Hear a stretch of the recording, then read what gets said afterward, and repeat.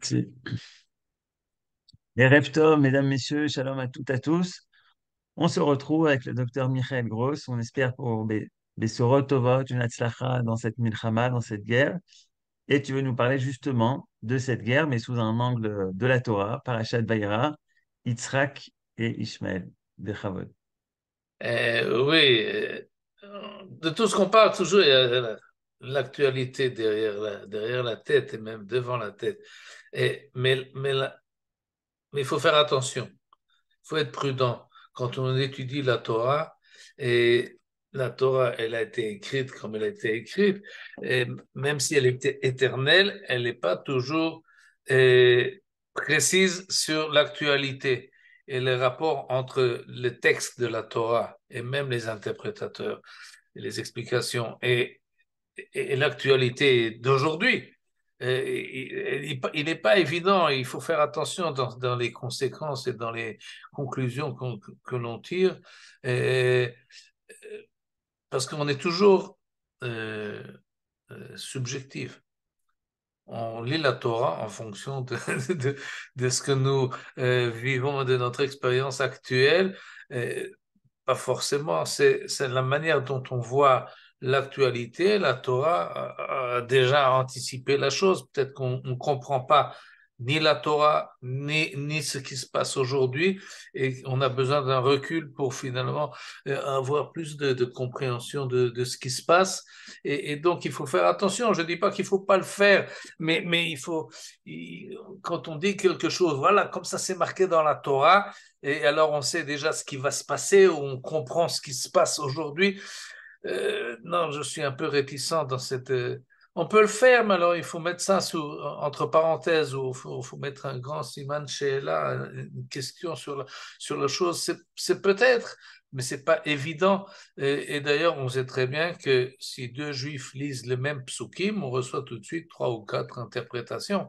Alors les choses sont pas si simples que ça, euh, ni, ni dans la vie, ni dans les textes. Et donc, on va quand même lire Parashat Shavua, parce qu'il faut lire Parashat Shavua, il faut essayer d'en tirer leçon, mais libre à vous finalement d'en tirer les conséquences que vous voulez. Et je fais tout de suite monter là le texte.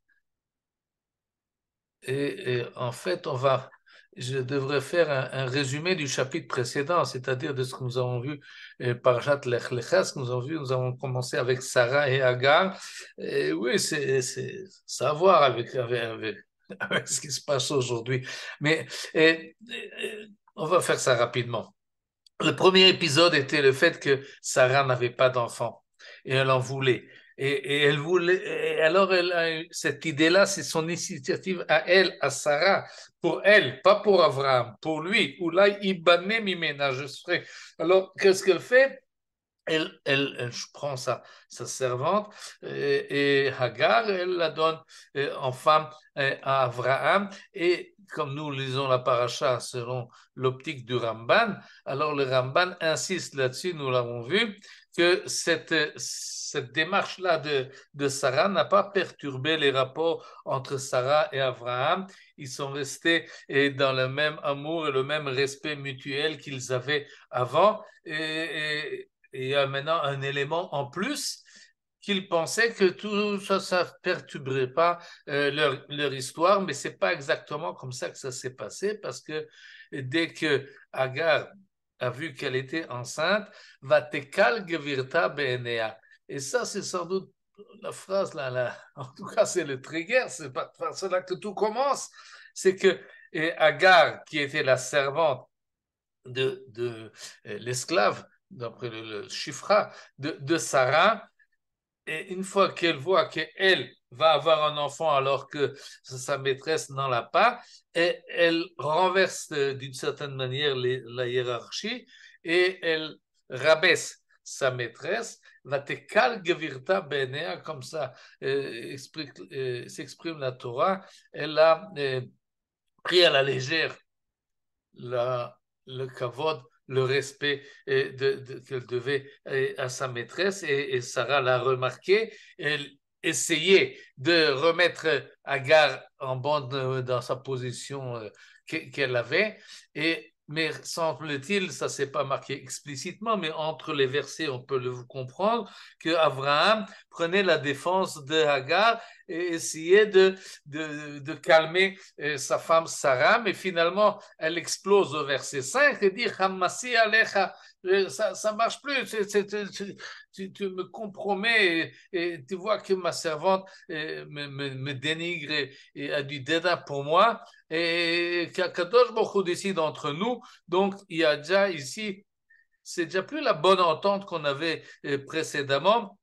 Il y en a un problème et sans doute il y a deux parties. Sarai qui s'appelait à ce moment-là, qui est plus militante, qui veut corriger Hagar et Abraham qui est plus mitigé. Alors, finalement, Abraham accepte et dit, bon, c'est à toi, c'est ta servante à toi, ben, fais-la ce que tu veux.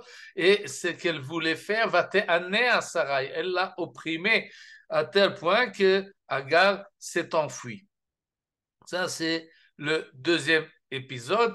Mais avant de passer au troisième, il faut rappeler que le Ramban insiste là-dessus, on l'a vu également avec le Radak, que va t'amener à Sarai, elle n'aurait pas dû faire cela. Elle n'aurait pas dû causer la fuite de Hagar. Elle s'est mal comportée. Notre mère Sarah a été fautive là-dedans. Et Abraham également n'aurait pas dû la laisser faire. Et la preuve, c'est qu'Akadosh Baruch Hu va prendre la défense de Hagar. Et, et de cette leçon-là, le Radak qui ne tire pas une leçon dans le domaine de l'histoire, mais simplement pour nous enseigner comment il faut se comporter avec les gens qui habitent sous notre toit et ceux qui nous servent et ceux donc, qui sont dépendants de nous. Il faut avoir des midot tovot, il faut se comporter comme il faut. Et donc, au niveau moral, dans le cadre de la famille et de l'emploi. Mais le Ramban, lui, est je ne dirais pas un historien, mais il lit le Sefer Bereshit comme un prototype de l'histoire qui va suivre.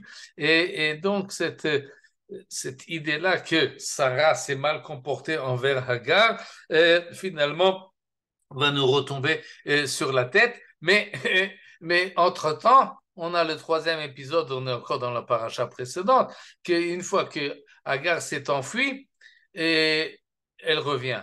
Pourquoi est-ce qu'elle revient? Parce qu'elle a vu un ange, et l'ange lui dit, retourne chez ta maîtresse, vite et accepte d'être opprimé par elle. Oui, c'est ça la situation.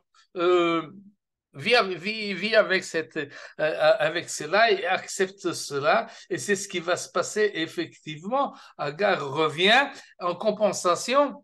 Le même ou peut-être un autre malach, parce qu'on a trois versets qui commencent Vayomer la malach Hashem, Vayomer la malach Hashem, Vayomer la malach Hashem. Elle a trois messages, elle reçoit trois messages. Et le premier, c'est de revenir chez Sarah. La deuxième, peut-être en compensation, elle aura un fils qui va être le patriarche d'une grande descendance. Et en plus, ce sera un fils et tu vas l'appeler Yishmael. Ça, ce sera son nom, Kishama Hashem Elonier, car Akadosh Baruch Hu a entendu et accepte, pas accepte, mais compatif avec ta difficulté, avec ta pauvreté, avec le fait que tu es opprimé. Et en conclusion, de là, on apprend Vohu yé pere Adam. Ce fils-là, Ishmaël, ce sera quelqu'un qu'on aura du mal à éduquer, ce sera un homme, mais un sauvage.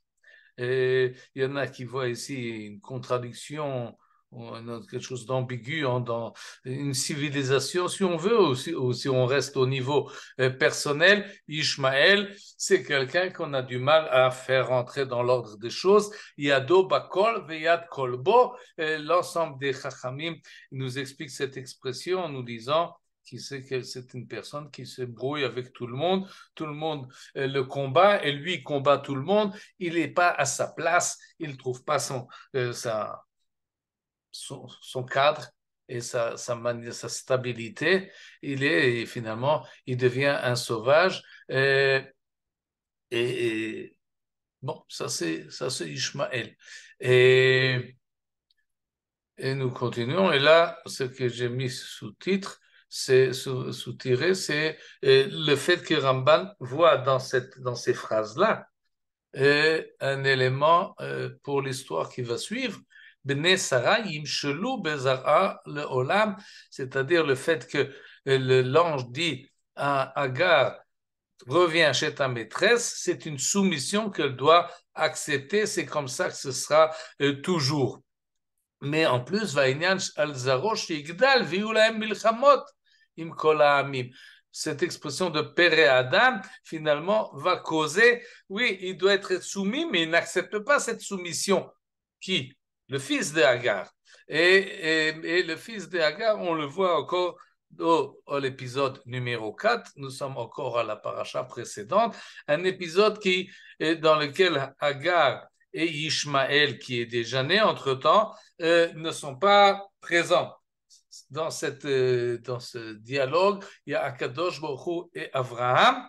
Et Akadosh Baruch Hu promet encore une fois à Abraham qu'il aura un fils. Et il aura une grande descendance. Et le Goyim ou Malchéamim, tu auras un fils. De qui? De Sarah, de Sarai. Et pour cela, tu l'appelles maintenant, à partir de maintenant, tu changes son nom, elle s'appelle Sarah. Et la réaction d'Abraham dit Lou Ishmael Yichye Lefanecha, mais c'est déjà un fils. Il s'appelle Ishmael, laisse-le vivre. Parce que, en tout cas, comme ça comprend le Ramban, on va quand même citer Rashi, parce que Rashi nous dit que Lou Ishmael Yichye Lefanecha, ça signifie que si seulement Ishmael, au lieu d'être un péré Adam, un sauvage, qu'il vive en bon accord avec Akadosh Baruch Hu et avec la morale qu'il essaye de lui inculquer. Et ça, c'est la tfila d'Avraham selon Rashi. Mais le Ramban dit non, non, non, non, il ne s'agit pas d'un problème religieux, ça ne s'agit pas de l'éducation de Ishmaël, il s'agit simplement s'il te plaît, laisse Ishmaël vivre, qu'il ne meure pas et qu'il ne soit pas entièrement repoussé, mais qu'il ait sa place dans l'histoire. Et en plus, là, je reviens à quelque chose que nous n'avons pas vu. Jusque-là, nous avons vu la semaine dernière. Et donc, nous avons un Ishmaël qui est comme ça, entre deux chaises, qui ne trouve pas sa place, qui est péré Adam. Peut-être à cause du fait que sa mère également n'a pas une situation, ça c'est déjà de la psychologie moderne que je fais là, mais le rapport entre Agar et Sarah, et finalement Ishmaël qui est un fils d'Abraham, mais n'est pas le fils de Sarah. Et il n'a pas vraiment sa place dans la maison d'Abraham. Et pour l'instant, il y est. Et Abraham essaye de le conserver et de le protéger. Finalement, et il entend d'Akadosh Baruch Hu que Ishmael, c'est dans verset 20 là, que Akadosh Baruch Hu accepte la demande d'Abraham, qui effectivement Ishmaël reste dans son existence. Il a même, Akadosh Baruch Hu dit à Abraham que pour Ishmaël, il aura sa bénédiction et il va fructifier, il y aura beaucoup de personnes, et en plus, Netativ, le Goy Gadol, ce sera un peuple impressionnant et grand. Et là, je vais ajouter la remarque que nous n'avons pas vu la semaine dernière de Rabbeinu Bechaye, on n'a pas eu le temps, et il dit une remarque qui est intéressante, où Netativ le Goy Gadol. Ishmaël deviendra un grand peuple. Quand ça s'est passé, si on revient à la notion historique, ou dans l'histoire, nous avons vu que Ishmaël est un grand peuple. Si on prend le Tanakh, qui raconte l'histoire du peuple juif ou du Moyen-Orient d'une manière générale et dans plusieurs siècles, on ne trouve pas Ishmaël, c'est pas un grand peuple. Et puis quand le Tanakh finit, il n'y a pas de Ishmaël. Et même après, il y a des Romains, il y a des Grecs, il y a des Romains, il y a des Perses, il y a des empires qui montent et qui descendent, mais il n'y a pas Ishmaël. Alors, on arrive au Chacham Rabbeinu Bechaye, qui est un des élèves du Ramban de Nachmanide, et il cite ici Rabbeinu Hananel qui l'a devancé, et qui dit la chose suivante: cette promesse que Ishmaël sera un grand peuple, elle a traîné. Nitarchav Tachazo, combien de temps elle a traîné? 2333 ans. A fait le compte Rabbeinu Hananel de Kérouan de Tunisie, a vécu après la conquête du nord de l'Afrique par les musulmans, par les disciples de Mohammed, et il a fait le compte. Combien de temps ça a duré depuis que la promesse a été donnée à Abraham jusqu'à ce qu'elle ait été accomplie aux musulmans qui ont fait la conquête, comme on a vu la semaine dernière, vraiment très rapidement de l'Arabie saoudite, qu'on appelle aujourd'hui, jusqu'en nord de l'Espagne. Alors, oui, et pourquoi? Parce qu'à cause de leurs erreurs, etc. Mais finalement, elle a été accomplie. Et la conclusion de cela nous dit Rabbeinu Bechaye que les promesses qui ont été données à nous, les enfants de Yitzhak, eh ben, ça traîne aussi. Mais finalement, ça va s'accomplir. Si celle de Ishmaël a duré 2333 ans pour être accomplie,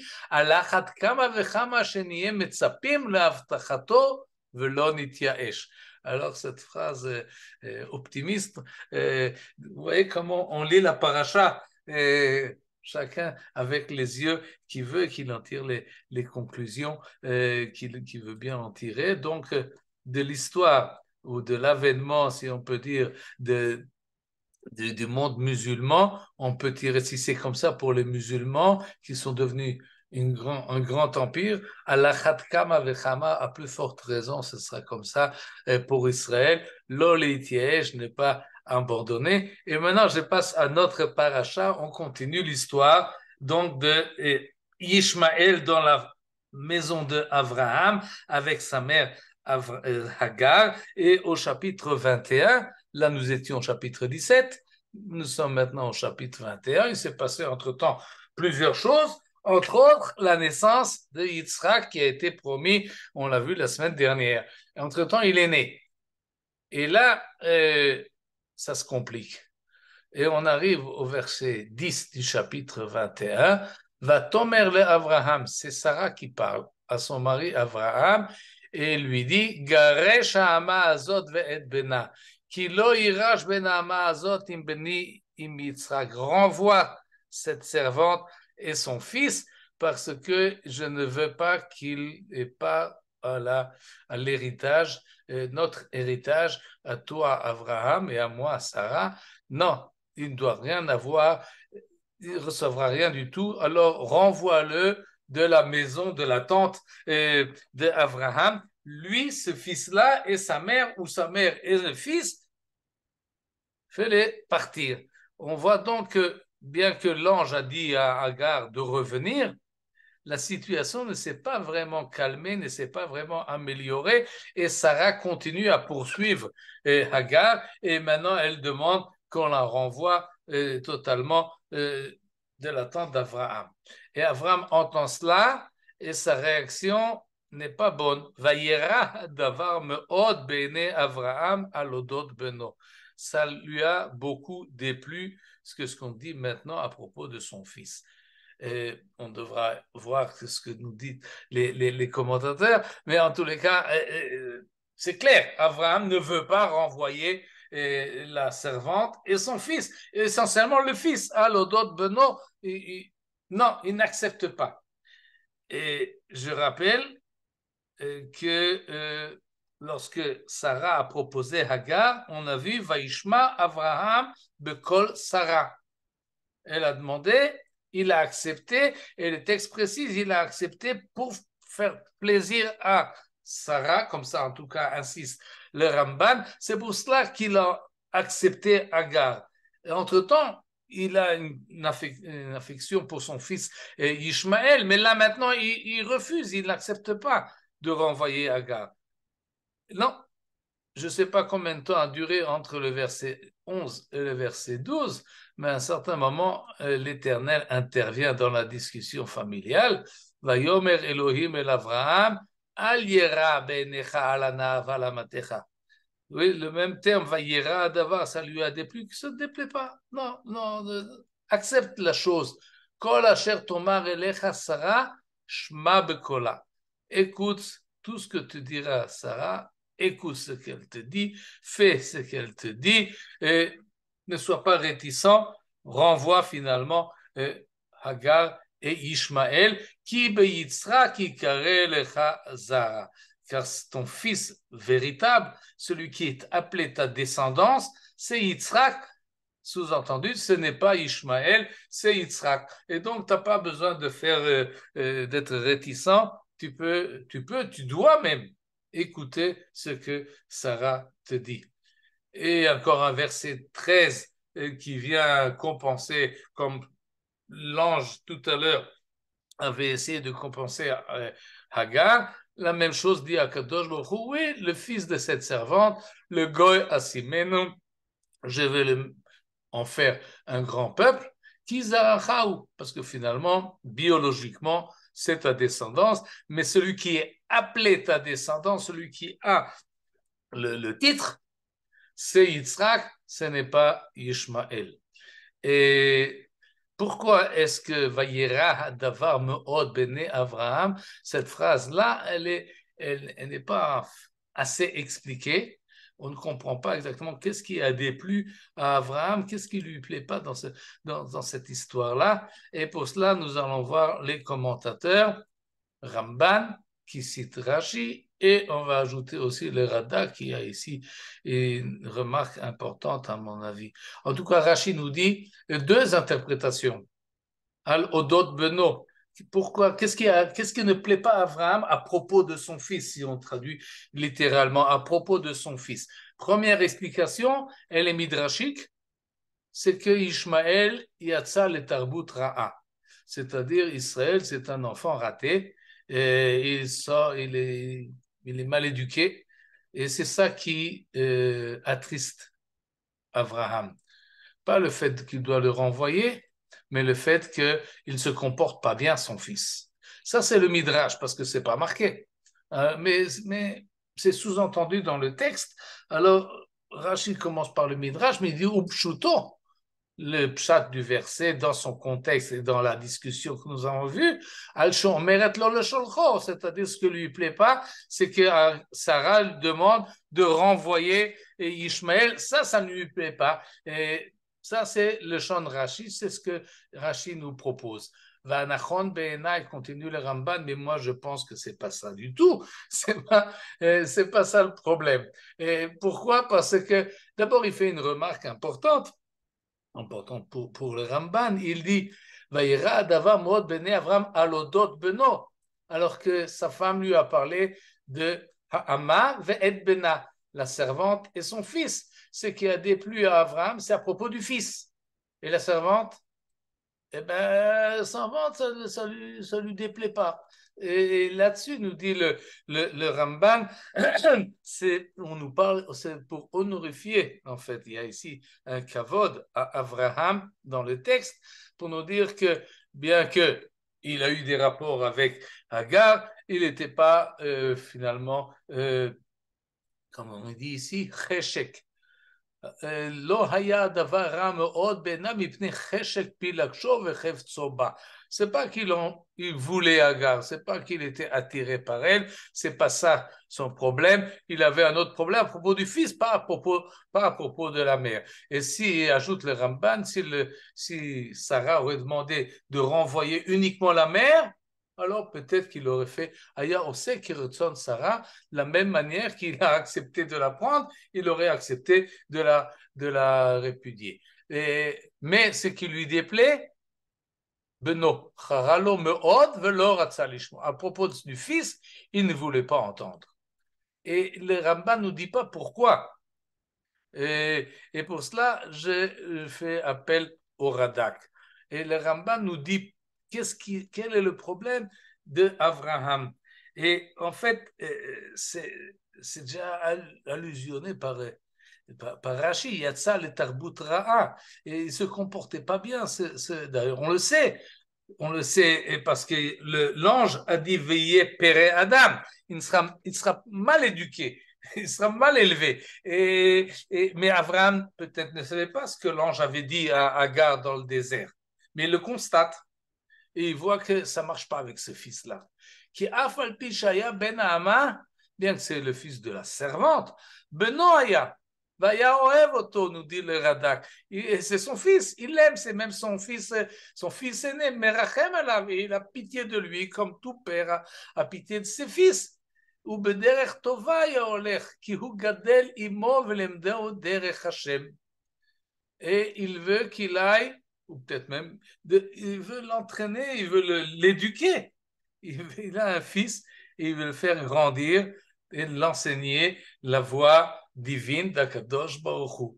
Et ça, le Radak le dit, pas parce qu'il suppose que c'est comme ça, mais parce qu'il fait une déduction logique qui a filou la achirim ayam melamed.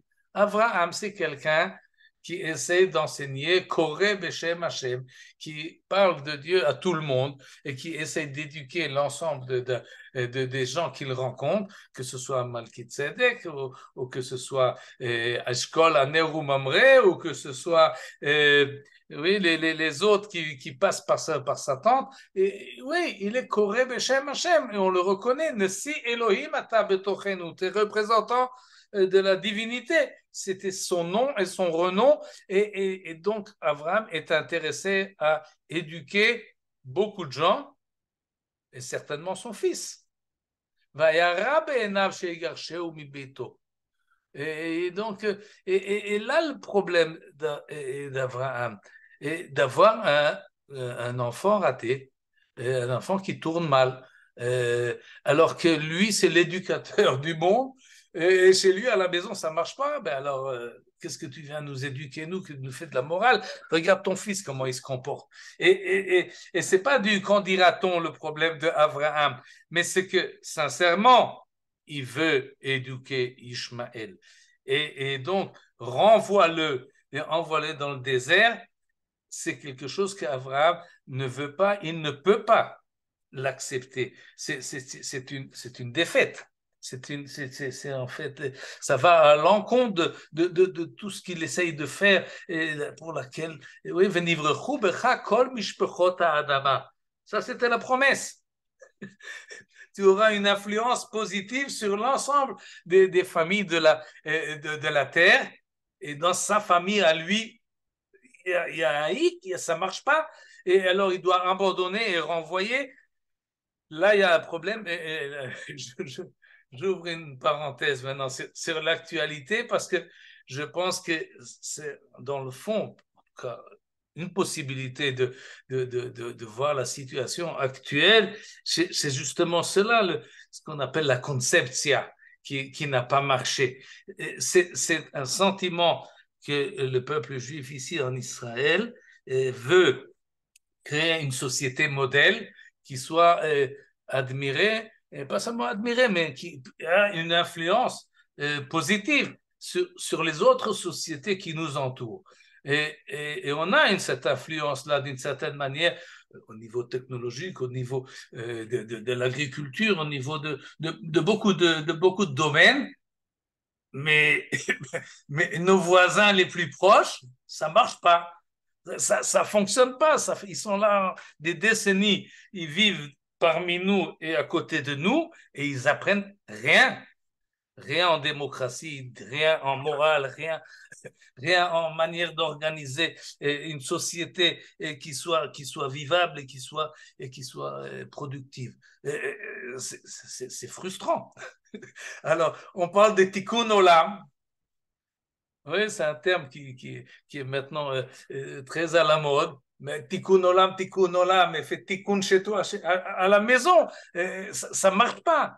Et alors arrive Sarah et dit, Garesh et Amazot ve'ed bena. Ça ne marche pas. Il faut la renvoyer. Et il y a un problème là-dedans. Et le peuple juif a du mal à accepter que finalement on n'arrive pas à rééduquer. C'est peut-être un mot un peu fort, mais oui, à essayer de domestiquer, si on peut dire, le monde arabe qui est autour de nous et même dans nous. Alors on a essayé. On leur permet d'étudier à l'université, on essaie de leur organiser leur économie, on leur donne des emplois et d'une éducation, etc., etc., etc. Et finalement, on reçoit ce que l'on reçoit. Vayera adavar me'od l'Avraham al odot beno.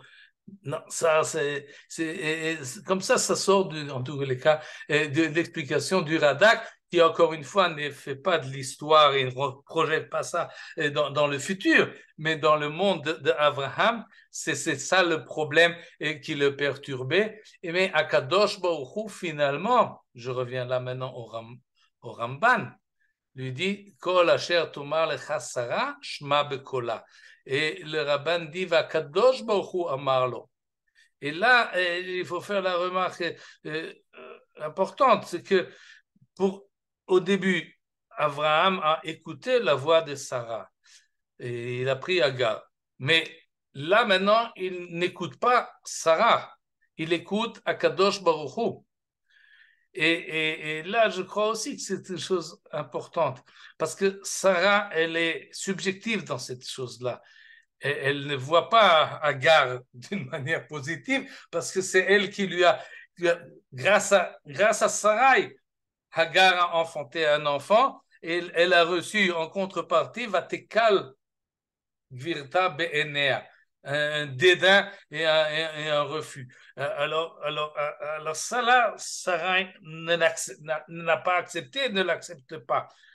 Mais c'est peut-être une vengeance, c'est peut-être une colère, c'est peut-être elle haït cette dame-là, cette Agar, cette concurrence. Et Abraham ne veut pas et ne peut pas fonctionner ou décider en fonction de la haine et en fonction de la vengeance.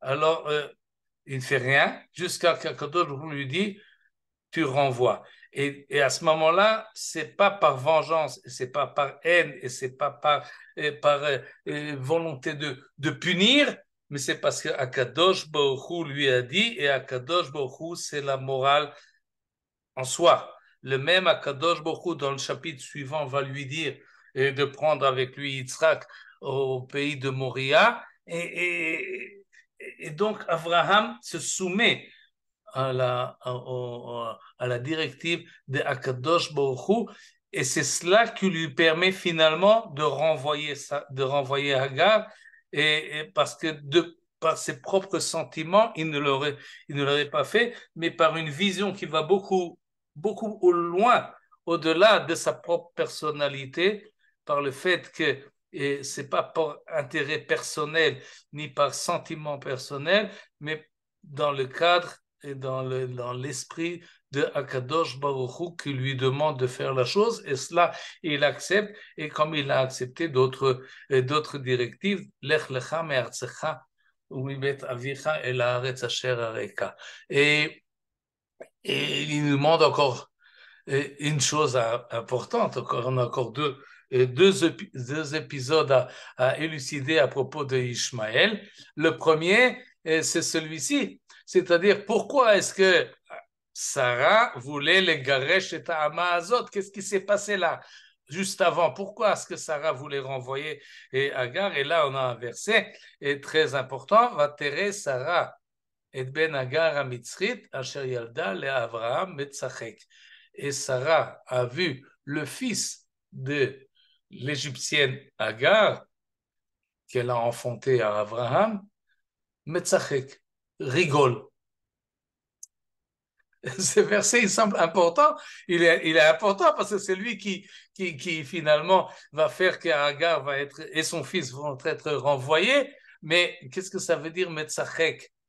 Pourquoi est-ce qu'il n'a pas le droit de rigoler un peu, ce Ishmaël? Pourquoi c'est tellement problème? Pourquoi ça déplut à Sarah? Elle voit cet enfant-là qui rigole, qui ricane peut-être si vous voulez, qui se moque si vous voulez. Mais ok, mais de quoi et pourquoi et sur quoi et qu'est-ce qu'elle, quel est quel est le, quel est le contenu de, de ce verbe-là? Et là encore, on a besoin des mefarshim. Et là, le Ramban nous donne tout un article. Et j'espère qu'on aura le temps de le voir. Et il amène l'explication de Rashi. Et Rashi nous dit, Rashi connu, que Metzachek, c'est Avodah Zara, c'est-à-dire l'idolâtrie, Retzicha, le meurtre, Gilou et Arayot, l'adultère. Autrement dit, ce qu'elle a vu, si on suit cette directive-là de Rashi, elle a vu ce que il est entièrement dévergondé, ce Ishmaël. C'est pas qu'il est mal éduqué, mais ce qui est à l'envers entièrement de ce que Abraham essaie de lui indiquer. Mais Rashi continue. Mais Revi Mitzrak ala Yerusha. Ce même Ishmaël dispute avec Yitzhak sur l'héritage d'Abraham et lui dit, je suis le premier-né, c'est moi que je dois avoir double part. Et ensuite, ils sortent ensemble dans les champs et Ishmaël prend son arc et lui envoie des flèches. Et là, ça, c'est basé sur un passouk du livre de Michelet que j'ai traduit ici, comme un démon qui lance des brandons, des flèches meurtrières, ainsi fait l'homme qui dupe son prochain et dit, mais je plaisantais, je rigole, mesachekani. Et à cause de ce mesachekani qui fait l'écho de Metzachek, le Midrash rapporté ici par Rashi fait le lien entre celui qui envoie des flèches, il dit c'est pour m'amuser, et le comportement de Ishmaël. Tout cela, d'après Rashi, a vu notre mère Sarah dans le comportement de Ishmaël. Et la preuve que c'est, Rashi ramène une preuve, c'est la suite du verset suivant, l'argument que dit Sarah, il n'héritera pas, il n'aura pas d'héritage, ce Ishmaël-là, de l'héritage d'Avram. Donc on voit qu'il y a un problème d'héritage qui accompagne la chose. Le Ramban n'accepte pas l'explication de Rashi, il fait la critique, une critique importante.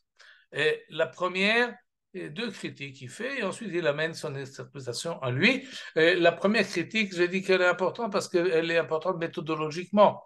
Et là, il y a une phrase du Ramban qui dit Afkan harav kotev amachlokot kulam.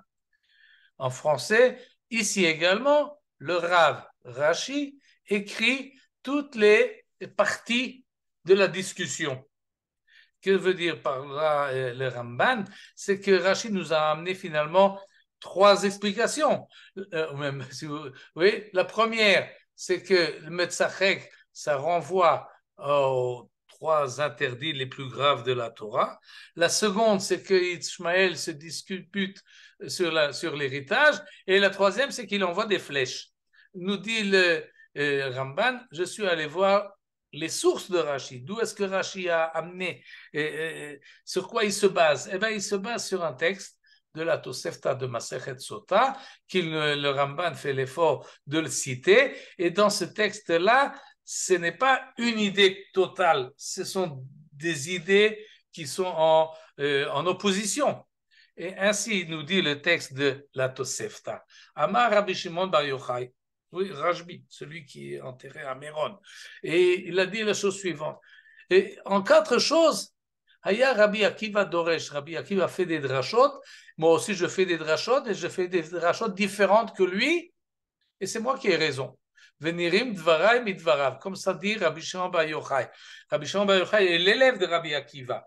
Il dit, mon maître fait des drachot, et moi, je fais des drachot différentes et c'est moi qui ai raison. Comme ça dit Rabbi Shimon Bar Yochai. Un des exemples, c'est justement à propos de ce Metzachek. Rabbi Akiva Adoresh En tzrok ela leshon avoda zara. Ce que Rashi nous a amené là au début, ça c'est l'idée de Rabbi Akiva. Et Rabbi Akiva, c'est pas marqué ni dans Rashi, ni dans la citation du Ramban, mais dans le texte original, c'est marqué. Et effectivement, on trouve des versets qu'on emploie le mot metzachek pour l'idolâtrie, pour le meurtre et pour l'adultère. Ces trois domaines-là, et lorsque l'homme se dévergonde, eh ben, il a tout de suite un rictus ou un rire qui est metzachek. Il se moque. De quoi il se moque finalement? Il se moque de toutes les valeurs et de toute l'importance de ce monde-ci, et il se moque du Créateur, et il se moque des hommes, il se moque de lui-même, il se moque de tout. Et ce metzachek-là est très chargé, et d'après Rabbi Akiva. Et c'est un rire qui dénigre tout ce qui est sérieux, tout ce qui a de la valeur, tout ce qui est important, tout ce qui est vital. Eh ben non, celui qui est metzachek, eh ben il met tout ça en l'air, et un dédain terrible. Ça, c'est ce que pensait Rabbi Akiva. Vani Omer, qui c'est Ani? C'est pas moi, c'est Rabbi Shimon Bar Yochai. Ani Omer, Chaz v'Shalom, c'est pas possible, c'est une chose pareille. Chaz v'Shalom, shieh beveto shel tzadik kach. Comme ça, dans la maison d'Abraham, il peut y avoir une chose pareille. C'est impossible. Efchar, est-ce possible que celui à propos duquel il est marqué, qui est dativ, le man asher yetzaveh et banav et beto acharav, la sot tzedaka ou mishpat. Oui, Akadosh Baruch Hu témoigne qu'il connaît Abraham et qu'il enseigne à ses enfants et de toute sa maison, toute sa maisonnée, de faire tzedaka ou mishpat. Et dans cette maison-là, tu peux trouver Avoda Zara, Gilouy, Arayot et Shfichut Damim.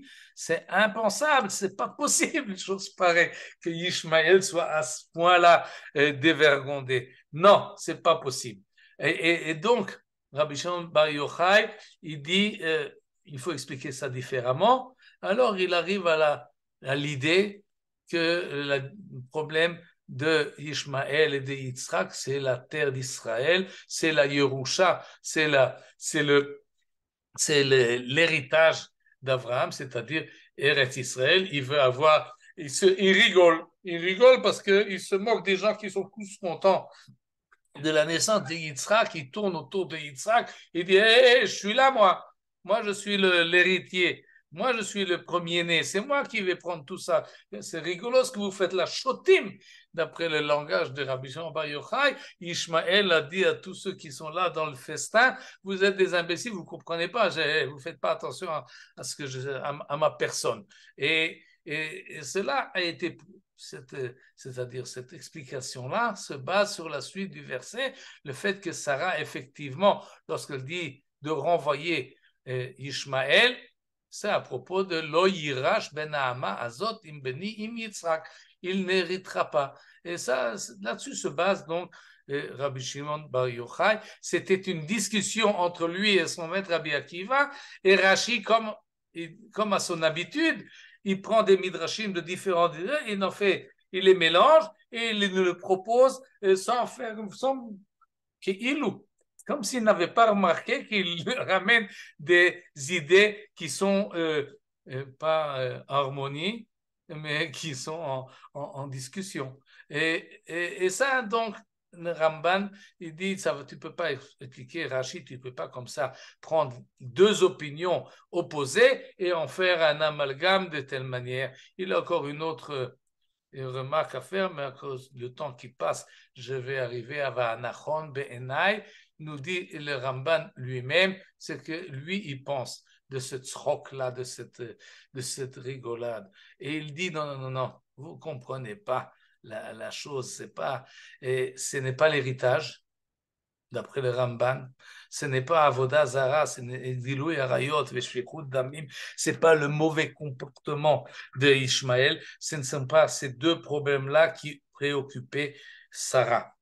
Non, c'est pas cela. Le problème de Sarah, c'est que Ishmaël, rigole. Et le rire de Ishmaël lui a rappelé quelque chose à Hagar, à Sarah. Qu'est-ce qu'il lui a rappelé? Vatekal gevirta beenea.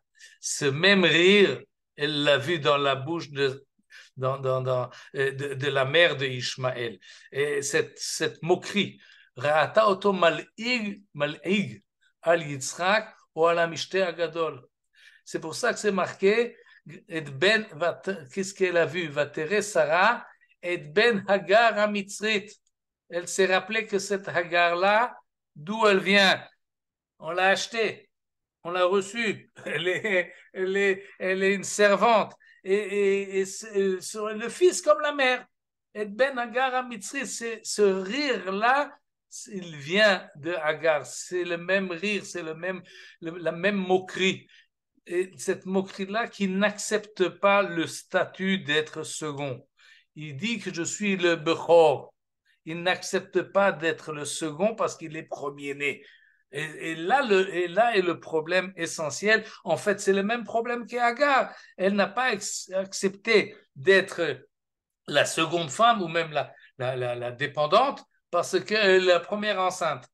Et là, nous dit le Ramban, et le problème de Sarah, elle, elle voit cela d'une manière très perspicace. Et renvoyez les deux, ils ont le même problème. Qui amra celui, le serviteur ou l'esclave qui se moque de son maître, eh ben, il renverse toute la hiérarchie, il est chayav, selon la loi, ou de mourir ou de recevoir des coups. Et elle dit, moi je veux pas de coups, moi je veux pas qu'il meure, renvoie, c'est tout. Mais ça, c'est pas l'essentiel. L'héritage n'est pas ici l'essentiel. L'essentiel, Shehu ben Gvira, mon fils, c'est le fils de la maîtresse, et lui, c'est Ishmaël, c'est le fils de la servante. Et il faut savoir qui est la servante et qui est le Baal Tabaï, qui est second et qui est premier. Et étant donné alors, renvoie-le, ajoute ici le Ramban qu'on ne peut pas le renvoyer tout seul, sans sa mère, parce que s'il part sans sa mère, alors il risque de mourir. Mais ça, c'est une remarque en plus. Et je passe rapidement au 7e épisode parce que le temps passe, parce qu'il y a un dernier, il y a un épilogue. C'est pas dans notre paracha, c'est dans la paracha. Ah si, c'est à la fin de la paracha. Je m'excuse. Non, non, c'est la paracha suivante. Périkafé 25. Et là, on voit le dernier épisode concernant Ishmaël. Et il s'agit de l'enterrement d'Abraham. Au chapitre 25, versets 8 et 9, Vaïgva Vayamot Abraham, Abraham est décédé, Beseva Tova, comme on dit aujourd'hui, une bonne vieillesse. Zaken ou Vesaver, vieux et rassasié, Vayasef et Lamav, il a été rajouté à son peuple qui est déjà décédé avant lui. Et alors on va l'enterrer, évidemment, Maharat Marpella, c'est là-bas qu'Abraham a acheté son tombeau, mais qui c'est qui va l'enterrer? Va Igberu Oto, Yitzhak et Ishmael Banav, ses deux fils, Yitzhak et Ishmael. Et bon, ça semble être très trivial que les enfants enterrent leur père, et on nous précise évidemment qu'on l'enterre à Maharat Marpella qu'Abraham avait acheté. Mais et Rashi et le Ramban font la remarque suivante, ils ne sont pas les premiers, ils se basent chacun sur le Midrash, et chacun a choisi un autre Midrash. Regardez ce que nous dit Rashi, Mikan Shasa Ishmael Teshuva. Et de là, le Midrash apprend que Ishmael a fait tchouva. D'où est-ce qu'on voit ici qu'Ishmael a fait tchouva? Parce qu'il a laissé passer Yitzhak avant lui. Ils l'ont enterré, Yitzhak et Ishmael Banav. Ça me rappelle un peu l'enterrement de la reine d'Angleterre. On place les enfants après le cercueil, mais on sait exactement qui c'est qui va devant, qui c'est qui suit derrière, et c'est très, le tekes, la cérémonie est très précise. La même chose ici, Yitzhak et Ishmael Banav, et Yitzhak est le premier, Ishmaël, il est second. De là, nous dit Rashi, que Israël a sa tchouva. C'est pour ça qu'on peut dire qu'Abraham était satisfait lorsqu'il était dans sa vieillesse. C'est va tova, une bonne vieillesse. Une bonne vieillesse, c'est lorsqu'on voit nos enfants continuer sur la trace de nos parents. Et donc, oui, Ishmaël a fait tchouva. Le Ramban n'accepte pas, là, il ne discute pas avec Rashi, il se contente, et très court d'ailleurs, de ramener la chante Bereshit Rabbah, un autre midrash, qui dit Kan ben ha'ama cholek kavod le ben ha'gevira. Le fils de la servante respecte le fils de la maîtresse. Et vous voyez que le langage est différent. Le langage de Rashi, pas seulement ici, on l'a vu également précédemment, l'Ishmaël, le problème, c'est comment il se comporte. Il est dati ou il n'est pas dati d'après la formulation actuelle. Finalement, il fait tchouva. Il rentre dans l'ordre des choses. Et ça, c'est ce qui préoccupe Rashi, la personnalité religieuse de Ishmaël. Ramban, semble-t-il, ne va pas dans cet ordre-là, et lui, il voit les choses différemment. Il dit le problème reste, comme on l'a vu il y a un instant, les rapports entre Sarah et Agar. Qui est la maîtresse et qui est la servante? La hiérarchie entre ces deux femmes, les deux femmes d'Abraham, qui est l'essentiel et qui est l'accessoire? Qui c'est qui décide et qui c'est qui doit subir les ordres et même l'oppression de la maîtresse? Et finalement, nous dit le Ramban, on voit ici que le fils de Hagar a accepté la domination du fils de Sarah. Et Ben Ha'ama cholek kavod le Ben Ha'kevira. Et si vous voulez, vous pouvez actualiser la chose. Mais finalement, d'après le Ramban, on voit très bien que le problème qui le meut, qui comprend dans la paracha, ce n'est pas un problème religieux. Il insiste là-dessus plusieurs fois. Ce n'est pas un problème même de morale, disons. C'est savoir, c'est un rapport de force. Et il y a un problème chez Ishmaël qui est déjà chez Agar et qui peut être également chez tous les musulmans aujourd'hui, un complexe d'infériorité qui n'arrive pas à assumer et à s'organiser. C'est pas pour rien que Ishmaël n'accepte pas l'enseignement dans la maison d'Abraham. Parce que accepter l'enseignement de la maison d'Abraham, c'est d'une certaine manière se soumettre. C'est dire, je suis moins cultivé, je suis moins moral, je suis moins organisé, j'ai moins de possibilités. Et étant donné que c'est effectivement la situation, et il n'accepte pas cette situation, alors il faut faire tout, foutre tout en l'air. Alors on casse tout.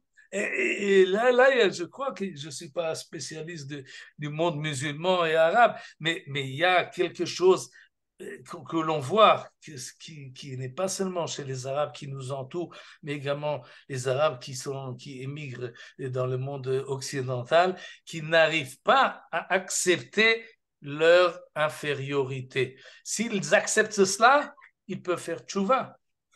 Ce sont les premiers à profiter. Mais on n'est pas encore à ce stade-là de l'histoire et on est peut-être quelque part ailleurs, je ne sais pas exactement où, dans quelle phase nous sommes, mais le midrash qui nous dit Ishmaël Asa Teshuvah, c'est un midrash très optimiste, qui nous ouvre l'avenir. D'ailleurs, בעזרת השם, במהרה בימינו. שיהיה שבת שלום ובשורות טובות. Oui, Madame Sigal. Ouvrez votre micro. N'empêche, c'est eux qui ont le pétrole. J'ai un problème avec quand elle lui a donné cet agar pour lui faire un enfant, quel a été le procédure? C'était une adoption et en fait l'enfant devait habiter en tant que fils de Abraham Oui, alors, et de Sarah. non, on vous entend pas bien. C'est ça que c'était. À mon avis, je crois que vous m'entendez pas Non, parce que moi j'écris. c'est saccadé. Vous entendez là maintenant? J'entends. Oui, Oui. continuez. J'ai un problème avec parce que moi j'écris sur cette fameuse histoire. Elle Oui. n'a pas accepté le fait qu'elle lui a donné cette femme et que cet enfant, en fait, ça devait être l'enfant adoptif de leur couple qui était stérile. Ça n'a pas été dit dans le texte du tout. Oui, Oulai Ibane Mimena, c'est ce que Vous Sarah. comprenez que c'était une adoption pour une femme stérile. Quelque chose comme ça. Oui, Un pondacaïte, ça s'appelle une pondacaïte ou un truc comme ça. Les pondacaïtes, elles abandonnent l'enfant et elles le mettent au père et à la mère adoptive. Et ça n'a pas été comme une femme porteuse. Voilà. Et moi, quand j'ai entendu cette histoire, ça m'a toujours. Je me suis dit, c'est cet enfant qui était perturbé de sa situation. Il ne savait pas où il était. Semble-t-il, oui. Oui, c'est aussi ma lecture à moi, bien qu'elle est évidemment moderne relativement, c'est la psychologie. Mais c'est logique, c'est compréhensible, surtout que sa mère a une influence sur elle. Et il y a Sarah qui pèse toujours Ça dans devait le être le cercle de la fils de famille. Sarah. Ça devait être le fils adoptif de Sarah. C'est ça qui est étrange. Vous comprenez? C'est là où il y a quelque chose qui marche mal dans cette histoire. Oui, oui. Parce qu'elle lui a proposé son esclave pour avoir un enfant pour leur couple. Je me casse. Ça a été circuité finalement, ça n'a pas marché. Ça n'a pas marché, il a été renvoyé. Et encore aujourd'hui, il fait des problèmes. Abraham a repris Agar après. Ça, c'est ce que nous dit le Midrash, c'est pas explicite dans le texte. C'est pas explicite, c'est intéressant comme Midrash.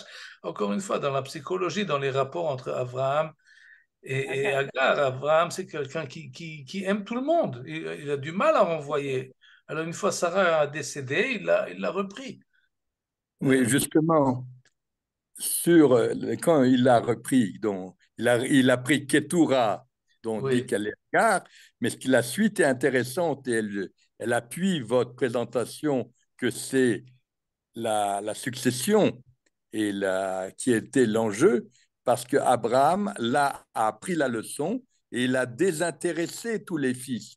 Il a eu, je crois, 8 fils avec Ketura, mais la Bible dit bien il leur a donné de l'argent pour qu'ils sortent il sort. Oui. de l'héritage familial. Donc ça Et appuie. Oui, et Ishmaël est encore prétendant. Il n'a pas reçu son lot. Oui, Le, oui, le- oui, mais ça, c'est mettre Eretz Israël sur la sellette d'une manière beaucoup plus précise et beaucoup plus apparente. Qu'on l'a vu chez Rachid dans le Midrash, le Ramban, qui est un grand champion d'Eretz Israël. Oui, on n'a pas, on le verra par la suite. Pour lui, Eretz Israël, c'est l'essentiel du service d'Akadosh Baruch Hu. Mais dans l'histoire de Ishmaël et Yitzhak, il ne fait pas intervenir. Peut-être qu'il ne veut pas, même parce qu'on en pense que Ishmaël peut être prétendant à la chose. et il y a une deuxième remarque, si vous permettez, Oui, c'est qu'on dit Messachek, c'est le présent. Il rit aujourd'hui. Il est dans les plaisirs du monde immédiat par rapport à à Yitzhak, qui est Yitzhak une forme future. qui a des Une forme aspirations. future. Oui, Voilà. Et on retrouve ça avec Ésav.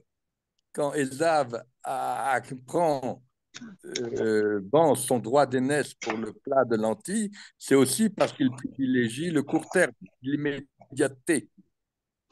oui. C'est moi qui reproche à Agar d'avoir ri, mais elle aussi, elle a ri pour Yitzhak. Oui, mais c'est pas le même rire. On peut rire. C'est pas le même rire, d'accord. Non, il y a des rires moqueurs, il y a des rires qui Oui, remettent en mais question, c'était des un rire, dédains. c'était un rire sceptique de la parole d'Hachem. Mais même Bon, sceptique, c'est encore mieux que dédaigner. bon. Il y a un rire moqueur qui rabaisse, oui, qui est péjoratif, même, qui est même pire que la malédiction. Oui, de rire de quelqu'un. Je ne sais pas si tu as déjà remarqué quelque chose comme ça. C'est scandaleux de se moquer d'une personne.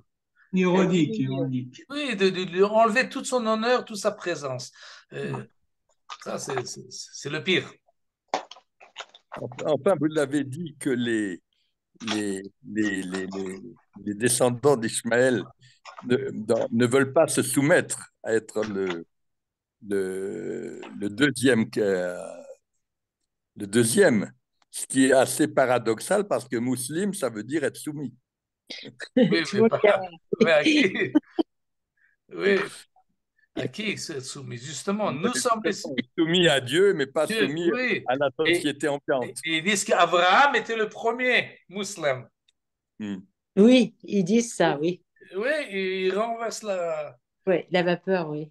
En fait, tout le Coran, tout celui qui lit le Coran voit le complexe d'infériorité de ce livre par rapport au Tanakh. Il copie et il change. Ça saute aux yeux. Il est le dernier prophète. Non, Bémet. Bon, on n'est pas encore sorti de l'auberge en tous les cas. En tout cas, merci pour cet élargissement de la Shabbat vision. shalom. Shabbat shalom. Shabbat shalom. C'était un cours magnifique. Magnifique. Magnifique. À la semaine prochaine. À la semaine prochaine. Bye.